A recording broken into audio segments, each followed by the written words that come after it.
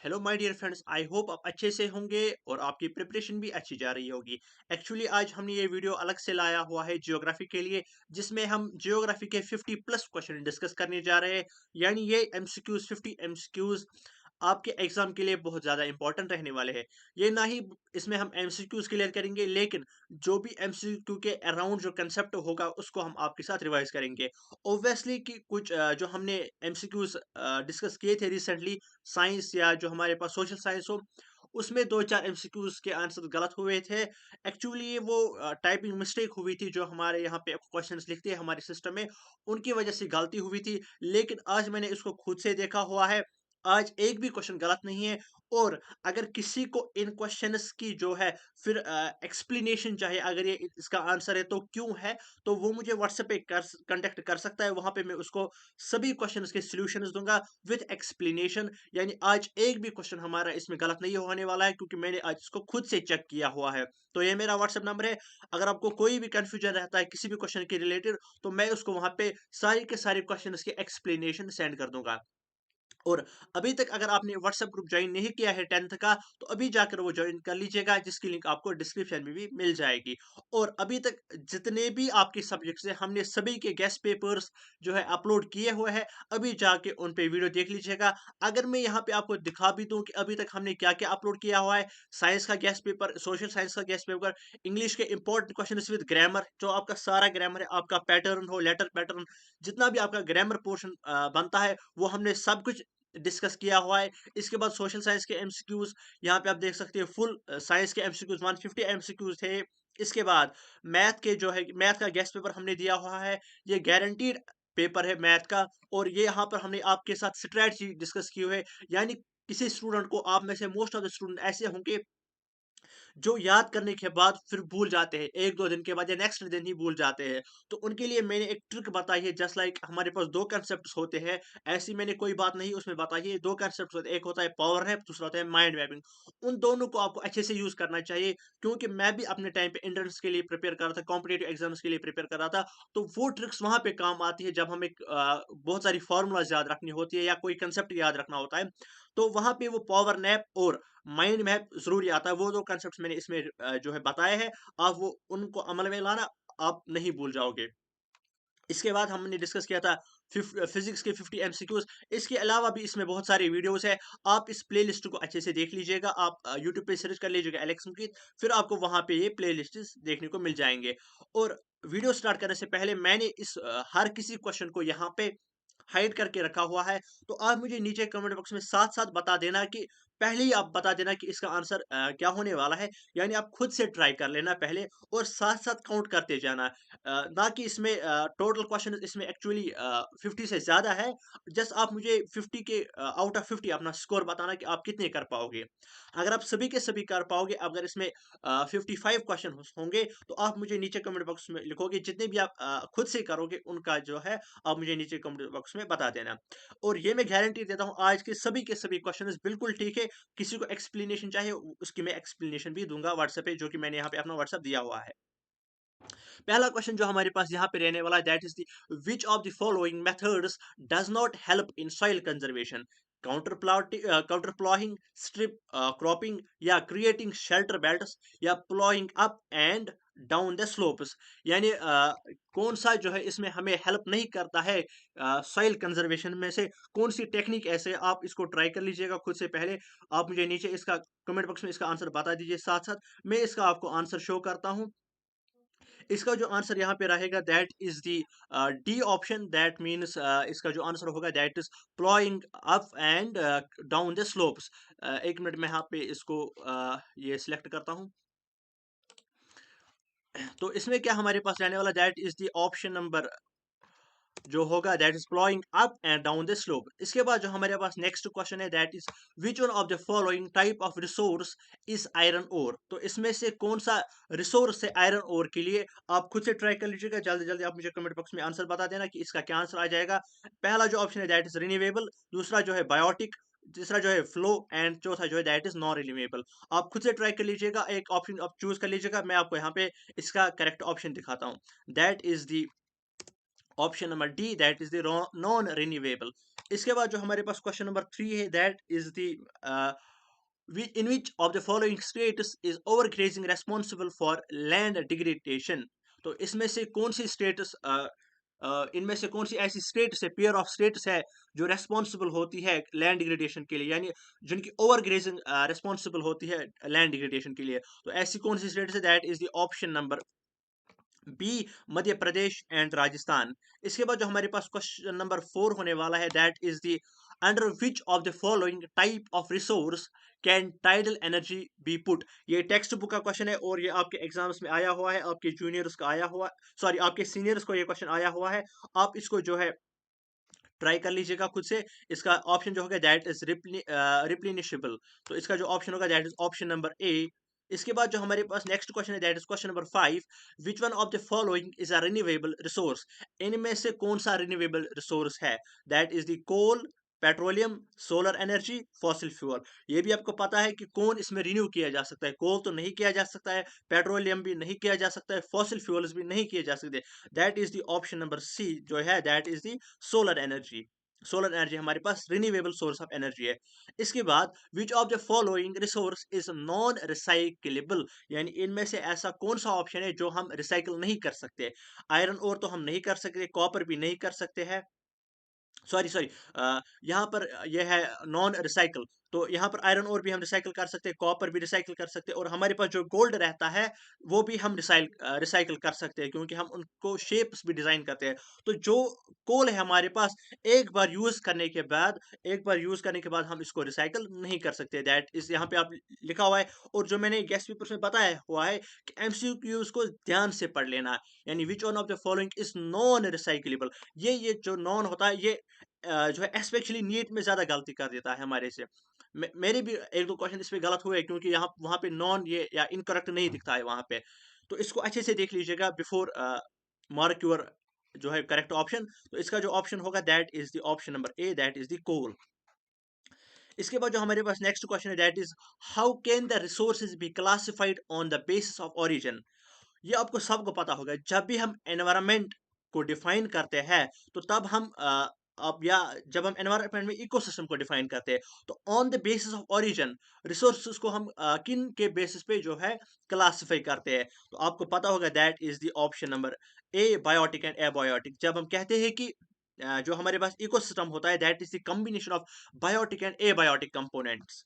इसके बाद जो हमारे पास क्वेश्चन नंबर 8 है, that is the which one of the following is the main cause of land degradation in Punjab. Punjab में इनमें से मेन कॉज कौन सा है जो लैंड डिग्रेडेशन करता है। टेक्स्ट बुक का डायरेक्ट क्वेश्चन है, तो खुद से ट्राई कर लीजिएगा एक बार। तो इसका जो करेक्ट ऑप्शन है, that is the option number C, over irrigation. तो इसके बाद जो हमारे पास क्वेश्चन नंबर 9 है, that is the alluvial soil consists of. यानी आपने पढ़ा होगा एलुवियल सॉइल की डिफिनेशन, और इस पे आपका शायद टेक्स्ट बुक का क्वेश्चन नंबर शायद 2 है, जिसमें आपको दो सॉइल्स को डिफाइन करना होता है। तो एलुवियल सॉइल कौन सी होती है, इसमें मतलब क्या कंसिस्ट होता है। सैंड भी होता है, सिलिट भी होता है, और क्ले भी होता है। तो इसका जो करेक्ट ऑप्शन है, that is the option number D, all of the above. इसके बाद जो क्वेश्चन नंबर 10 है हमारे पास, in which of the following state is terrace cultivation practice, यानी इनमें से कौन सी ऐसी स्टेट है जहां पर टेरेस कल्टीवेशन प्रैक्टिसाइज की जाती है, यानी जहां पर टेरेस कल्टीवेशन की जाती है। आप अपने जो लेक्चर्स को याद कर लीजिएगा, जो आपने स्कूल्स में या कोचिंग सेंटर्स में पढ़ा होगा। तो कौन सी ऐसी स्टेट है जहां पर ये टेक्निक अमल में लाई जाती है, दैट इज द स्टेट, एक मिनट इसमें कुछ इशू है। तो इसमें जो करेक्ट ऑप्शन आपका हो जाएगा, that is the option number D, Uttarakhand. इसके बाद जो क्वेश्चन नंबर 11 है हमारे पास, that is the which one of the following is not the community owned resource. तो यहाँ पे भी नॉट है, यहाँ पे आप देख सकते हैं which one of the following is not. तो मैंने भी अभी पढ़ने में गलती की थी, मैंने भी डायरेक्टली पढ़ा था विच one of the following is the community owned resource. इसको ध्यान से देख लीजिएगा कि ये नॉट जो होता है, इसको पूरे अच्छे से पढ़ लीजिएगा अपने एमसीक्यू को। तो इसमें जो कौन सा ऑप्शन होगा, that is grazing grounds, burial grounds, village grounds. इसमें जो करेक्ट ऑप्शन होगा, that is the option number D, privately owned house. तो इसके बाद जो हमारे पास नेक्स्ट क्वेश्चन है हमारे पास, that is the question number 12, that is the in which of the following states is black soil found. ये आपके पास, ये भी आपके पास टेक्सचुअल क्वेश्चन एक है जो मैंने इंपॉर्टेंट भी दिया हुआ है अपने गेस्ट पेपर्स में से। तो कौन सी ऐसी स्टेट है इन 4 स्टेट्स में से जहां पर ब्लैक सॉइल पाई जाती है? जल्दी से अपनी कमेंट बॉक्स में बता देना कि इसका करेक्ट आंसर क्या है। That is the option number B, Gujarat. यानी गुजरात एक ऐसी स्टेट है जहां पर ब्लैक सॉइल पाई जाती है। इसके बाद question number 13, one of the following which does not check land degradation. तो कौन सा होगा land degradation? That is the option number C, deforestation. इसको आप थोड़ा सा देख लीजिएगा अपने हिसाब से। ब्यूरियल ग्राउंड इज ए, तो ब्यूरियल ग्राउंड क्या है इनमें से? Burial ground is a, that is the option number, आप खुद से पहले ट्राई कर लीजिएगा, मैं आपको यहाँ पे करेक्ट ऑप्शन दिखाता हूँ। That is the option number A, community owned resource. इसके बाद जो हमारे पास नेक्स्ट क्वेश्चन है, which one of the following is a biotic resource. अभी मैंने बताया था हमारे पास इकोसिस्टम दो टाइप्स का होता है। That is the biotic and abiotic compounds. तो इसमें से कौन सा बायोटिक है? क्या लैंड बायोटिक है, क्या वाटर बायोटिक है, क्या ह्यूमन बींग्स बायोटिक है, क्या रॉक्स बायोटिक है? यानी लिविंग थिंग इनमें इनमें से कौन सा है? That is the only option, that is the human beings. That is the option number C. इसके बाद जो हमारे पास यहाँ से अब चैप्टर नंबर जो सेकंड है उसके क्वेश्चन स्टार्ट होने जा रहे हैं। That is the forests. तो उसके क्वेश्चन यहाँ से स्टार्ट होने जा रहे हैं। तो पहला क्वेश्चन जो है दूसरे चैप्टर का, the species which are in danger of extension are called. यानी कौन सी ऐसी स्पीशीज है जो डेंजर में होती है? तो यहाँ पे आपको डेफिनेशन से ही पता चल जाएगा। That is the option number C, endangered species. इसके बाद जो हमारे पास नेक्स्ट क्वेश्चन है, that is the which one of the following is not considered a sacred tree in India. तो इनमें से कौन सा ऐसा ट्री है जो हम कंसिडर नहीं करते, एज नहीं करते? यहाँ पे भी नॉट है। दैट्स वाई मैंने यहाँ पे ज्यादा क्वेश्चन ऐसे ही मेंशन किए हुए हैं। तो सैक्रेड ट्री कौन मतलब किस में कंसिडर किया नहीं किया जाता है? इनमें से ऐसा कौन सा ट्री है? That is the option number B, that is the neem. तो यहाँ पे आप देख लीजिएगा। इसके बाद question number 18, what percentage of the total number of species discovered in the world are found in India. यानी जितने भी स्पीशीज वर्ल्ड में डिस्कवर किए गए हैं, तो उनमें से कितने परसेंट स्पीशीज इंडिया में डिस्कवर यानी इंडिया में पाए जाते हैं? यानी वर्ल्ड में जितनी भी स्पीशीज है, परसेंटेज है स्पीशीज की, तो उनमें से ऐसी कितनी स्पीशीज है, कितनी परसेंट की स्पीशीज है जो इंडिया में पाई जाती है? That is the 8%। That is option number B. इसके बाद जो हमारे पास नेक्स्ट क्वेश्चन है, that is the question number 19, the forest cover in our country has recently increase due to. यानी जो फॉरेस्ट कवर है हमारी कंट्री में इंक्रीज हुआ है, रिसेंटली इंक्रीज हुआ है, तो इसका मेन रीजन क्या है? तो कौन सा रीजन हो सकता है? कैसे हमारी फॉरेस्ट इंक्रीज हो सकते हैं? Increase in natural forest growth, वो तो हर साल होती है, तो उससे मतलब कोई ज्यादा इम्पैक्ट नहीं पड़ेगा इंक्रीज होने में। Increase in net sown area, तो ये भी नहीं होगा। तो प्लांटेशन बाय डिफरेंट एजेंसीज, तो अमर में लाई गई थी हमारी जो कंट्री में, इंडिया में, तो ये लाई गई थी कि प्लांटेशन की गई, डिफरेंट एजेंसीज ने डिफरेंट प्लेसेस पे प्लांटेशन की थी। तो इसमें जो करेक्ट ऑप्शन है, that is the option number C, plantation by different agencies. इसके बाद जो हमारे पास नेक्स्ट क्वेश्चन है, that is the question number 20। तो क्वेश्चन नंबर 20 है हमारे पास, that which one of the following birds do not fall in the category of critical species. यानी इसमें कौन से ऐसे बर्ड्स है, या इनमें से ऐसा कौन सा बर्ड है जो क्रिटिकल स्पीशीज की कैटेगरी में नहीं फॉल होता है? तो कौन सा ऐसा बर्ड है? आप जो है ट्राई कर लीजिएगा, आप कमेंट बॉक्स में जल्दी इसका आंसर बता दीजिएगा, मैं यहाँ से आपको फिर जो है आंसर दिखाता हूँ। That is the only the option number B, peacock. यानी पीकॉक एक ऐसा बर्ड है जो क्रिटिकल स्पीशीज में नहीं फॉल होता है, यानी उसमें वो इंक्लूड नहीं होता है, बाकी सभी के सभी होते हैं। तो आपको ऐसा भी क्वेश्चन पूछा जा सकता है, which one of the following birds fall in the critical species. इन तीनों ऑप्शंस को भी आप अच्छे से याद रख लीजिएगा। That is the option number जो यहाँ पे इस क्वेश्चन में होगा, that is option number B, peacock. इसके बाद जो हमारे पास नेक्स्ट क्वेश्चन है, that is the question number 21, what is the aim of Chipko movement. Most and most important question.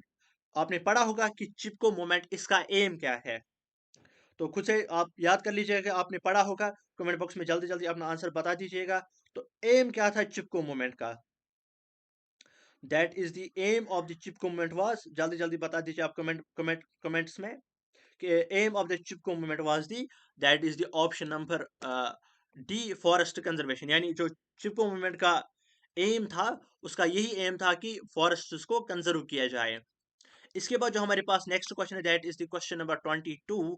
Which one of the following plays a key role in the ecological system, यानी ecological system में ऐसा कौन सा जो component है जो इसमें important role या की रोल अदा करता है हमारे इस इकोलॉजिकल सिस्टम में।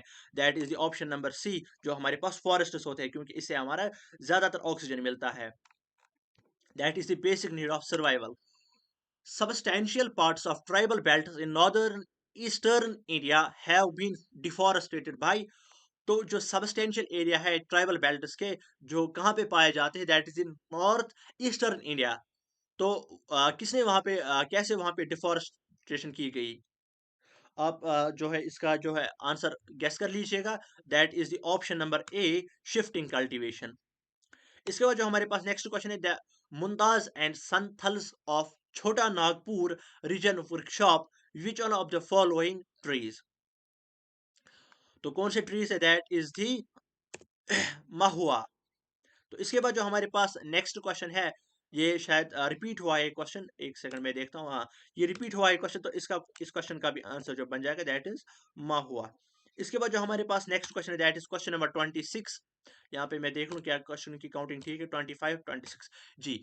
विच one of the following is not a food crop, इनमें से ऐसा कौन सा ऑप्शन है जो कि फूड क्रॉप नहीं है? तो कौन सा ऐसा फूड क्रॉप नहीं है? तो यहाँ से आपका नेक्स्ट चैप्टर जो है स्टार्ट होने जा रहा है। तो आप जो है इसका आंसर बता दीजिए कमेंट बॉक्स में जल्दी जल्दी से। खुद से ट्राई कर लीजिएगा, क्योंकि आपकी भी प्रैक्टिस हो जाएगी अच्छे से।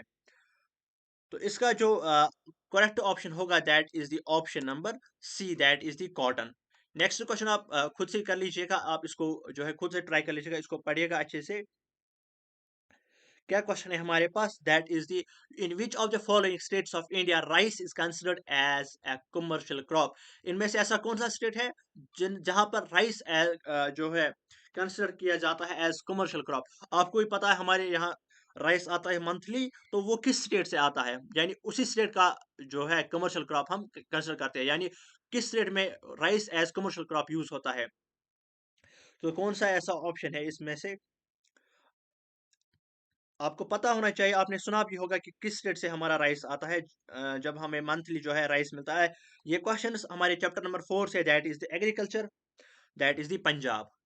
तो पंजाब से जो हमारा राइस आता है, और वही पंजाब जो ऐसी स्टेट है जहां पे राइस कंसिडर किया जाता है as commercial crop. What is primitive subsistence farming known as northern eastern states like Assam, Meghalaya, Mizoram and Nagaland? तो इनमें से कौन सा ऑप्शन होगा? दैट इज द, ये आई थिंक आपने नहीं सुना होगा, ये मैं आपको यही से बता देता हूँ। That is the jhuming, that is the option number C. इसके बाद जो हमारे पास क्वेश्चन नंबर 29 है, sorry 29, which one of the following are plantation crops, तो इनमें से कौन से ऐसे क्रॉप्स है जो हम ग्रो करते हैं with the help of plantation, यानी जिसमें हमें डायरेक्ट प्लांट्स लगाने पड़ते हैं। तो कौन से ऐसे क्रॉप्स है तो जिसमें हमें प्लांट्स लगाने, दैट इज द राइस, क्या है, maize, wheat and pulses, tea, coffee, banana and sugar cane. ये ऐसे ही हमारे पास प्लांट्स होते हैं जिनमें हम डायरेक्ट प्लांटेशन करनी पड़ती है। राइस के लिए हम सीड्स यूज करते हैं, वीट के लिए भी सीड्स यूज करते हैं, लेकिन इनमें हमें डायरेक्ट प्लांटेशन करनी पड़ती है। That is the option number C, correct answer for this question. And इसके बाद जो हमारे पास है, that is musk melon grows in, यानी मस्क मेलन किस सीजन में ग्रो होता है? क्या वो राबी सीजन में ग्रो होता है, खरीफ सीजन में ग्रो होता है, जैद सीजन में ग्रो होता है, all the three seasons? I hope कि आप साथ साथ काउंट कर रहे होंगे कि आपने कितने क्वेश्चन ठीक किए हैं। लास्ट में आप मुझे कमेंट बॉक्स में जरूर बता देना। जल्दी जल्दी से इस क्वेश्चन नंबर 30 का आंसर आप कमेंट बॉक्स में बता देना। तो कौन सा ऐसा सीजन है? That is the only the option number C, that is the Zaid season. इसके बाद जो हमारे पास नेक्स्ट क्वेश्चन है, that is question number 31। Of which of the following beverage crops India is a leading producer as well as exporter in the world, यानी इनमें से ऐसा कौन सा क्रॉप है जिसमें इंडिया लीडिंग प्रोड्यूसर है as well as exporter in the world, यानी लीडिंग उसमें इंडिया पाया जाता है। मोस्ट इंपॉर्टेंट क्वेश्चन है, तो कौन सा ऐसा है? दैट इज दी ओनली, जो आपको पता है कि हिंदुस्तान में ज्यादातर चाय पी जाती है और यहाँ पे ही चाय ज्यादा उगती है। इसका एक मेन कंसेप्ट आपने पढ़ा होगा, जो कि हिस्ट्री में भी आपने पढ़ा होगा। Question number 32, which one of the following is the most important occupation of the people of India?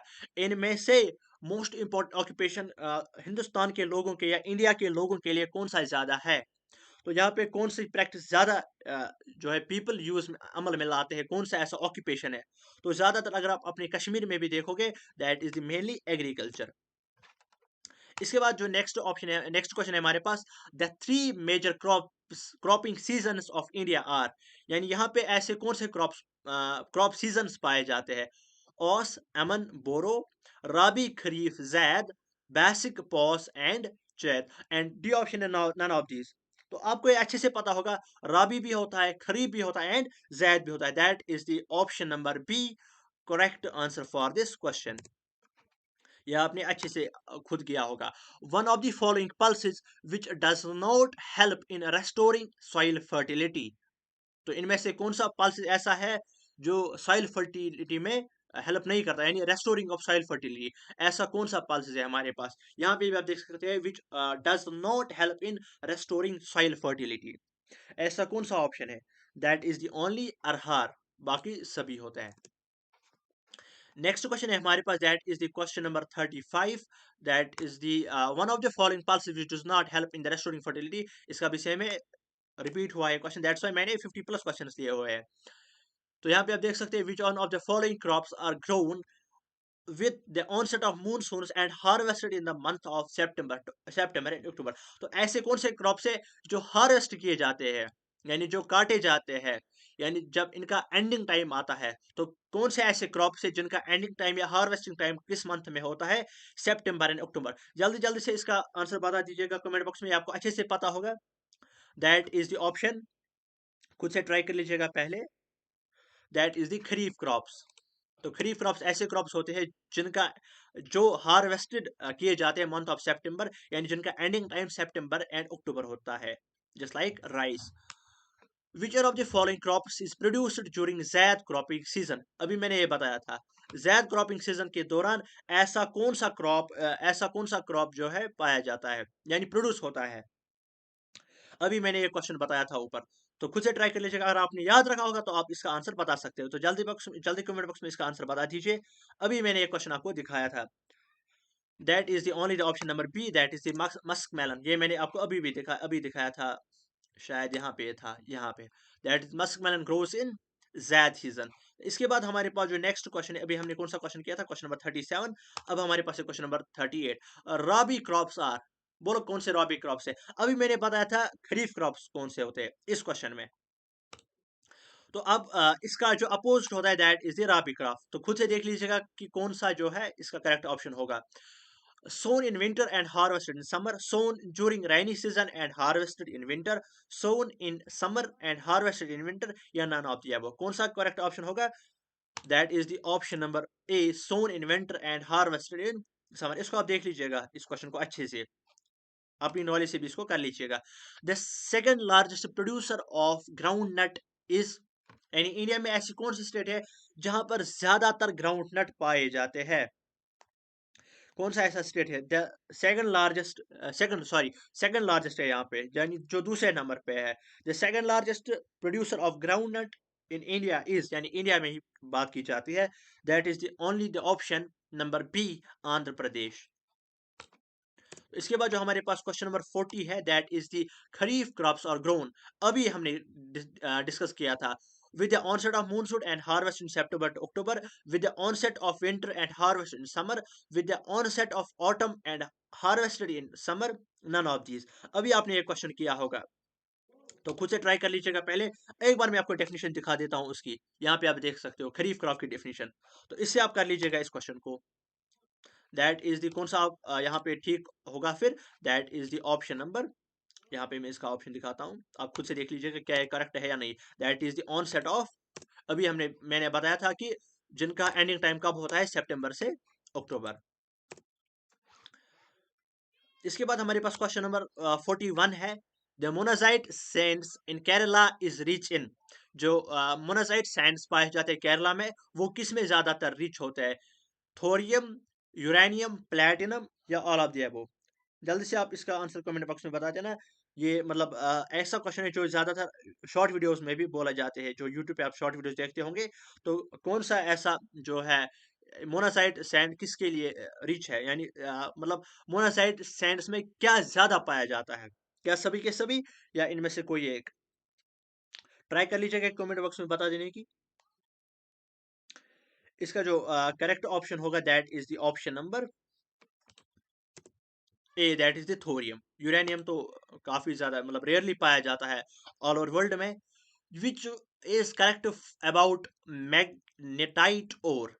Magnetite is most important industrial iron ore in terms of quantity used.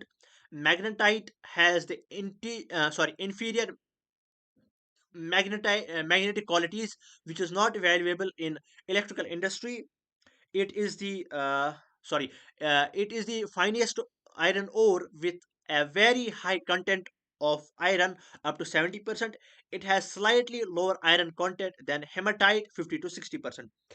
तो आप इसको खुद का आंसर बता दीजिएगा कमेंट बॉक्स में, जल्दी आप इसका आंसर बता दीजिए। मैं फिर आपको इसका जो है करेक्ट आंसर दिखाता हूँ। इससे क्या होगा, इससे आपका रिवीजन होगा, जो भी आपने पढ़ा होगा अगर आपने लर्न भी किया होगा तो इससे आपका जो है जल्दी जो है रिवाइज होगा। कौन सा ऑप्शन है? That is the option number, यहाँ पे मैं थोड़ा सा दिखा तो आपको खुद पता चल जाएगा। That is 70%, that is the option number C. मैं चाहता हूँ कि आप थोड़ा क्योंकि आप एग्जाम में कम टाइम रहा है तो मैं चाहता हूँ कि आप थोड़ा सा जो है खुद से ट्राई कर ले। Which one of the following type of resources iron ore? तो कौन सा इसमें से है? क्या वो आयरन ओर मतलब क्या वो रिन्यूएबल है, बायोटिक है, फ्लो है, नॉन रिन्यूएबल है? अगर आपको याद होगा ये हमने पहले भी ये क्वेश्चन डिस्कस किया हुआ है इसी सेशन में। कौन सा जो है इसका जो है करेक्ट ऑप्शन होगा? That is non renewable. Sorry, इसको मैं देखता हूँ, एक सेकंड, इसको मैं देखता हूँ इस क्वेश्चन को। शायद ये मेरे जहन में नहीं होगा, इसकी मैं एक्सप्लेनेशन भी साथ साथ देखता हूँ, क्योंकि गलत नहीं होना चाहिए। इसी वीडियो में जो भी होगा जो है क्लियर होना चाहिए सब कुछ।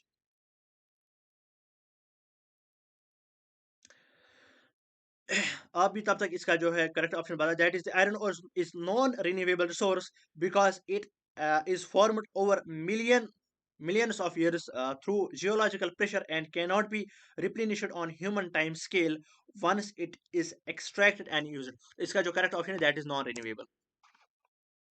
क्योंकि एक्सप्लेनेशन साथ साथ होनी चाहिए, इस पे मुझे थोड़ा डाउट लगा इसलिए मैंने चेक किया पहले फिर से।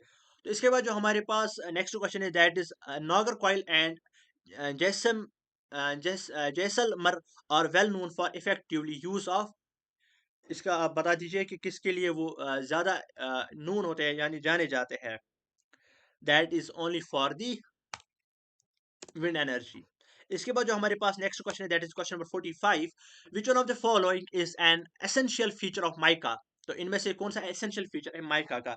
माइका आपने सुना होगा, ये हमारे घर में भी यूज होता है। तो कौन सा करेक्ट ऑप्शन होगा? It is a metallic mineral made of a series of plates.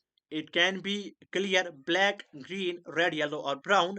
It is not used in electric and electronic industries. It cannot be easily separated into sheets. तो कौन सा एसेंशियल फीचर है इसमें से?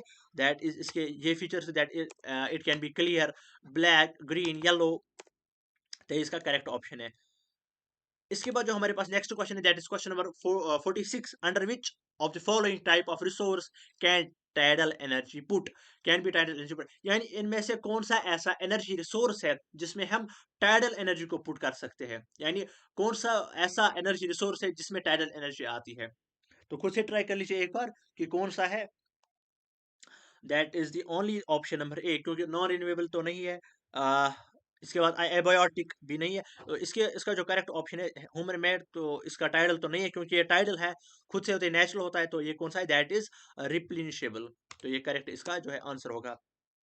इसके बाद जो है हमारे पास नेक्स्ट क्वेश्चन है that is the question number 47। The pair of states which has most of petroleum deposits। तो कौन से ऐसे स्टेट्स है जहां पे most of the petroleum deposits है? That is the only two states pair of, that is the only pair of state.